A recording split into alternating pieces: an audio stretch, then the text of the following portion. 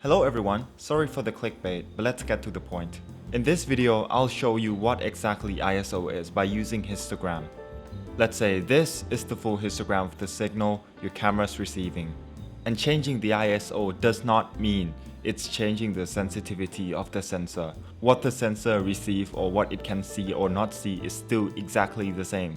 Although ISO cannot be explained by using sensitivity, using the word amplification of signal would be much more accurate. Well, if it's not changing the information your sensor is receiving, why does the image get brighter or darker?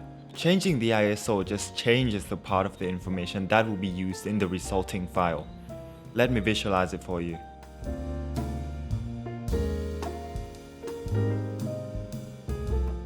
Well, where does the noise come from? Well, easy. Noise already exists in the dark part of the image. And increasing the ISO means that you're reading out the noisy part of the image sensor and baking it into your file.